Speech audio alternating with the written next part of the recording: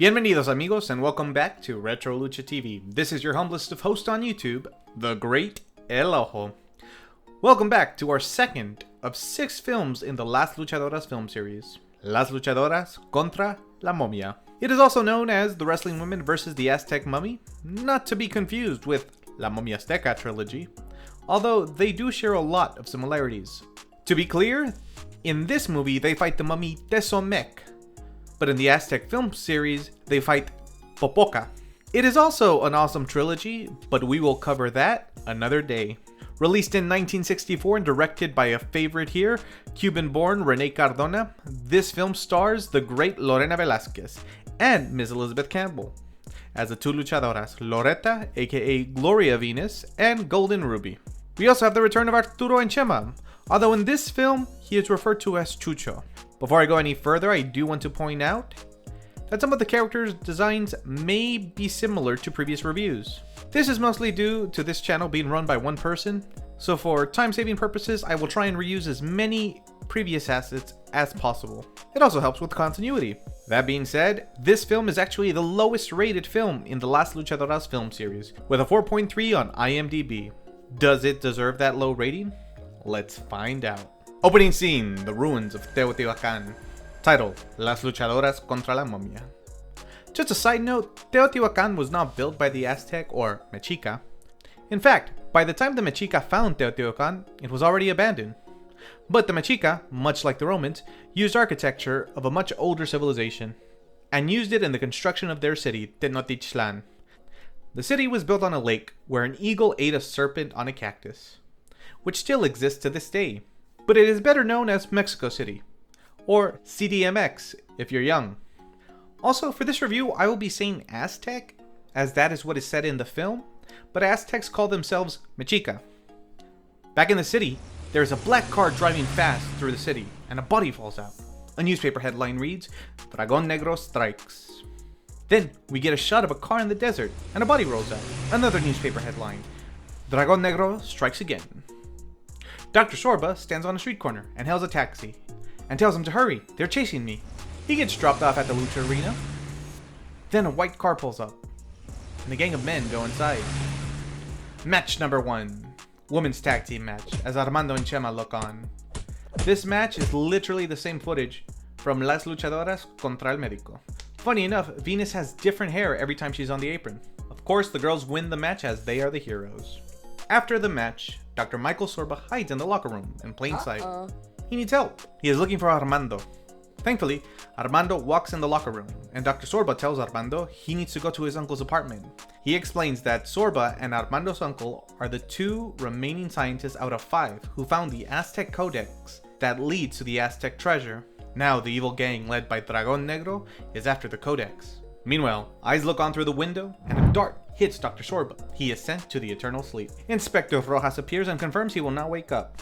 At the Dragon's Lair, Prince Fujiata, an obvious Mexican actor doing yellowface, is revealed. We also meet the Black Dragon Gang. The henchman Mao is played by Jesus Murciélago Velázquez, which is why he looks like a vampire. The bald handler is played by Frankenstein Nathaniel Leon, which is why I drew him to look like Frankenstein. The world champion judo sisters are dressed as geishas, and one is definitely Chabela Romero. We also have one real Asian actor, Mishima Ota, born in Fukuoka, Japan, and went on to become the Mexican national lightweight champion.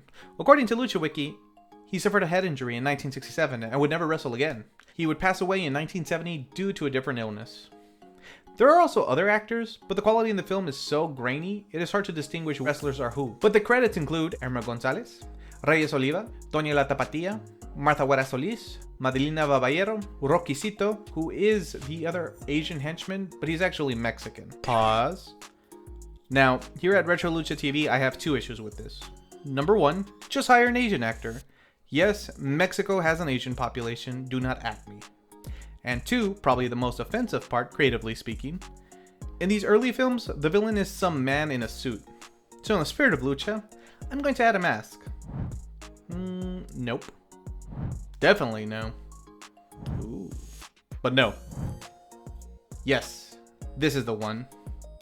And for those keen viewers thinking, hey, that's just Shenron painted black, I have one thing to say. Moving on. Our campeones go to Dr. Trey's apartment along with Chela Sorban. Reyes tells him that Chela is alone and is living with him for safety. Pause. Chela is Sorban's daughter. She was already living with him before he died. There's only one bed in the apartment. Were they shagging? What a bad friend. I'm not gonna think about this. The uncle explains to Armando and the girls that when the gang attacked, they ripped off part of the codex, and the dragon already has one part of the codex. So, in his genius 3D chess move, he will divide the codex into 3 pieces to protect it. I do not understand how separating the codex into 3 pieces only to bring it back later will protect the codex. If everyone is already there, why not just stay together and fortify your position? Anywho, the professor leaves in a trench coat. Meanwhile, back at Dr. Treyes' apartment, the Black Dragon gang finds Chela. Treyes is still walking in an alley. The girls come back, then Armando. They find a note saying Dr. Treyes went to hide the codex. But Chela is missing. Treyes goes to some random apartment, and the codex was under a rock the whole time. He cuts the codex in 3 pieces. He puts part 1 into a lockbox labeled 100. He puts the second part in a locker at the Lucha Arena.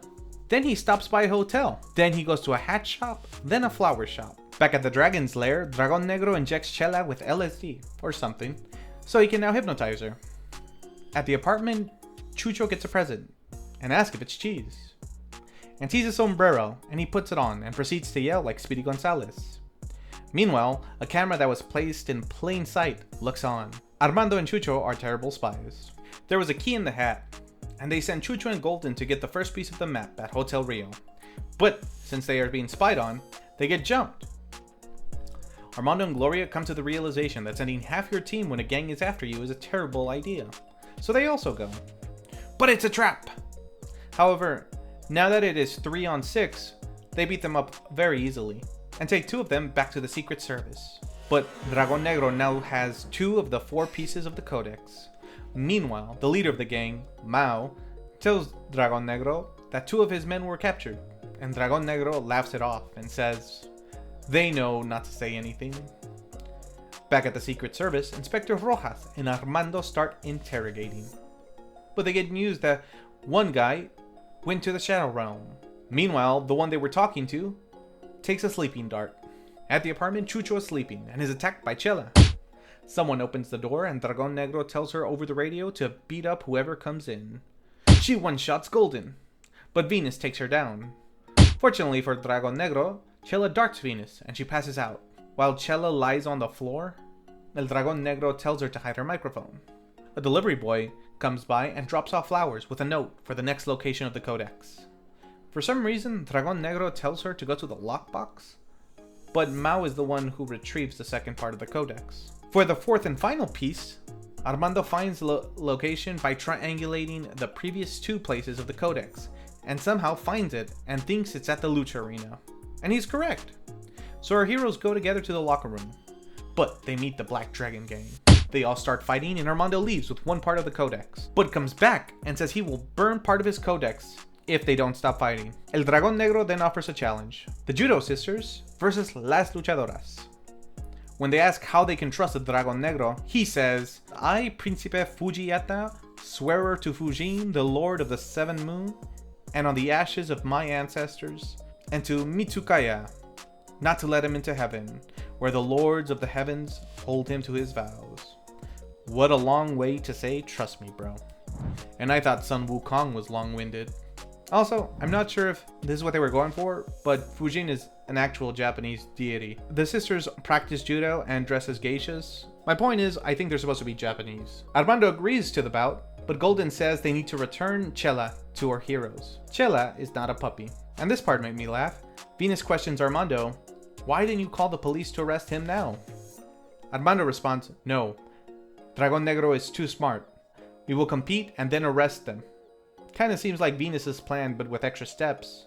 In Armando's defense, he does mention if Dragon Negro is arrested now, they will still be missing 1 part of the codex. Match number 2 for 2 out of 3 falls for the codex. Venus and Ruby versus Lien and Sue. Dragon Negro and Mao look on from the crowd, and so do Armando and Chucho. It is at this point I do want to give some background to some of the characters. Armando is actually played by Armando Silvestre, an American-born actor who acted from 1952 to 2016, with a cameo in 1977's Wonder Woman in the episode titled 407, Season 1, Episode 12. 2012 as Antonio Cruz. 4 lucha cameos: Irma Gonzalez, Chabela Romero, Marta Solís, Jesus Murciélago Velázquez, Mishima Ota, Uroki Sito, Reyes Oliva, and Nathaniel Leon. Many of these wrestlers would go on to star in several films. Nathaniel Leon alone would star in 152 projects. Anywho, the match is fine.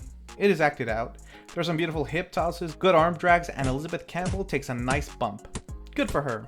I eventually realized the girls are using stunt doubles. No hate on the film, but anytime the technicas are filmed from behind or doing a quick fast move, it's a stunt double. At ringside, Chela, Chucho, and Armando are talking. The girls are tied 1-1, and the next round is sudden death. Chucho asks, "Do you think I'm stupid or pessimistic?" And Armando, with that famous banter, says, "You're both those things." But I also don't see how the girls can beat their Asian opponents. Anywho, back in the ring, the judo girls beat up the ref, and still no DQ. You may be asking why I'm still talking about the match, and that is because it goes on for a solid 10 minutes. I'm not mad because they actually showcase wrestling. I would have preferred to see El Santo, but that's just me. After the match, the girls are thanked by Chela, and the professor, Armando, and Chucho walk in. Pause. All the couples hug. Andreas hugs Chela. Are they a couple? Doesn't matter. Then the prince and Mao walk in. And not going to lie, the prince is actually very polite. He says the girls are good, and gives them the missing pieces of the codex, and leaves. As he walks out, Armando and Chucho double-cross Dragon Negro and Mao. Meanwhile, the judo champs are outside the locker room, and quickly do a U-turn and run away. Chucho threatens Dragon Negro, but he says no, I would just go. But it's another trap! The girls jump Armando and Chucho. He yells, "Hurry, let's go! My sisters will take care of these idiots." Mao asks Dragon Negro if he should organize the men. Dragon says, "No, it is easier to allow the field to empty to win." I feel like he is trying to be wise, but it just sounds kind of dumb. Back at the apartment, our heroes ask the professor if he can decipher the codex, while everyone literally does anything else. Chucho and Ruby play chess, and everyone else plays cards, while Venus is smoking. And Dr. Trey's is smoking. Don't smoke, kids. One eternity later, we get Lore Time, the great story written by Popoca. Yes, that is the name of the mummy from the La Momia Azteca film trilogy. Is it related at all? Yes. No. Most likely no, but let's say it is. Anywho, Grand Tlacateca, written Popoca, of the Confederation of the Pueblos Aztecas, about the true story of the life and death of the Nahual, Tezamoc, and his true love, Xochi. Golden Ruby, being a foreigner, asks, "What does Nahual mean, Professor?" To which the professor responds, based on the book Diccionario General de Americanismos and the Diccionario Mexicanismo by Francisco J. Santamaria. The professor explains that Nahual comes from the word Nahuali, which means bruja or witch. Also, just want to point out that this book is real and does exist. I was not able to locate a copy on Amazon. Darn you, Jeff Bezos. The copies I was able to find were really expensive. But if you have read the book, leave a comment below. Anywho, the professor explains that the Nahual is a shape-shifting witch that can take the forms of snakes, tigers, and balls of fire. Which is strange because tigers aren't even native to the Americas. Then he tells the story of the codex. He swears this tale to Mixtecatli, god of death, and of the dead and the underworld. We get a view of Tenochtitlan, and we zoom into Teotihuacan. The tribes of the eagles and jaguars ruled an empire with doncellas. They had a culture of warriors, art, and music. Of all the princesses, Xochi, which means flower by the way, had the kingdom exist to serve her, but she was destined to be sacrificed, a high honor for the kingdom. Her life was destined to Tocuatle, in honor of Coatlicue. She was to be sacrificed in 8 moons, and to protect her, she would be sealed in the Grand Teocalli, or pyramid. You know, this movie may have gotten its Asian cultures mixed up, but they do a pretty solid job with their Aztec mythos. As I was saying, before she was sacrificed, the Nahual Tezomoc did not want her to die.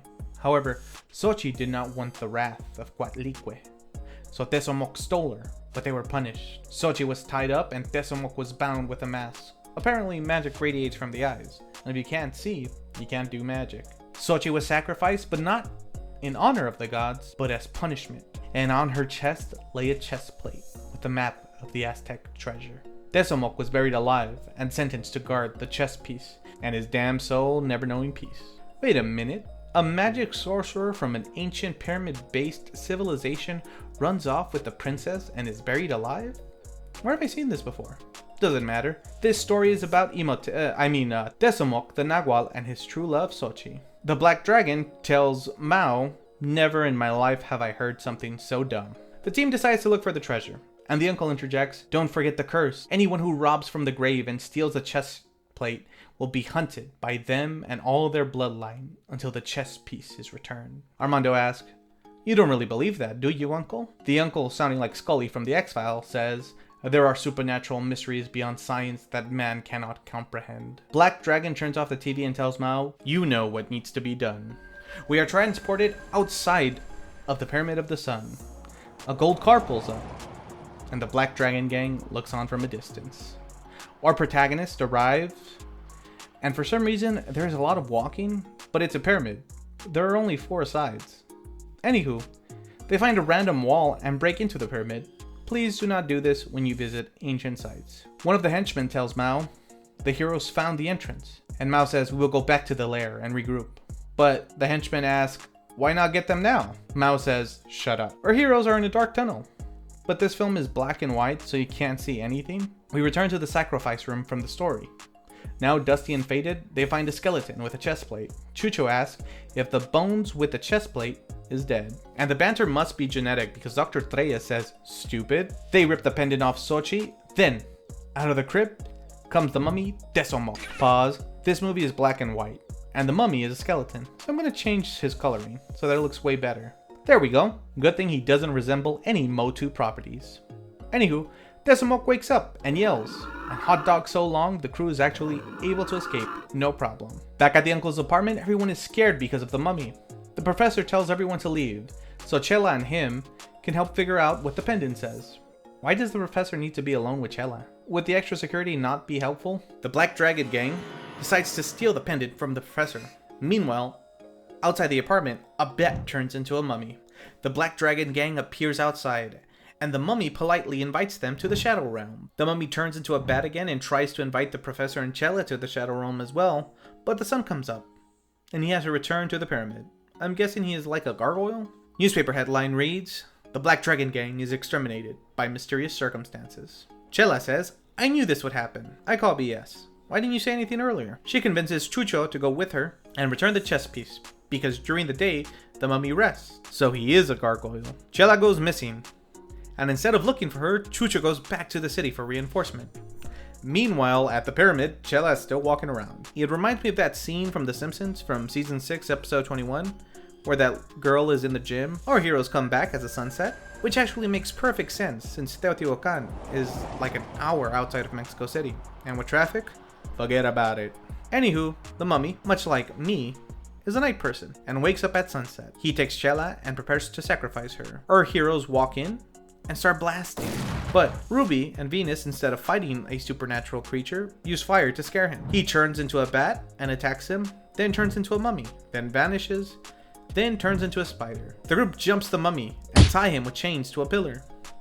See, he can't use his power because his eyes are covered. Tesomoc breaks one of the support beams and the temple implodes. The professor says, "This should be the end. The treasure of the Aztecs will be lost for many more centuries." Fin. So, does this film deserve the title of the worst luchadora film? Yes. No. Maybe. I do not have a lucha meter, so it's hard to gauge. Obviously, this film has yellow face, which is bad. Not a discussion, this is a statement. The film is also a bit slow, but features some cool shots of Teotihuacan and Aztec lore. It also has a cool villain. But at the end of the day, the choice is up to you, the viewer. Would I rewatch this film? Yes. Would I recommend it? No. But tell me, should I rate movies? If so, what should I use to rate them? You can leave your comment below, and I will do my best to respond. Stick with us, Lucha fans, for our next film, Las Lobas del Ring, a tournament-style movie for 1 million pesos, because there are a lot more luchas de tres caídas coming your way. Where's the Aztec treasure? If the mummy really killed the Japanese prince, would that not cause an international incident? Why not hand the codex over to the Secret Service to protect it?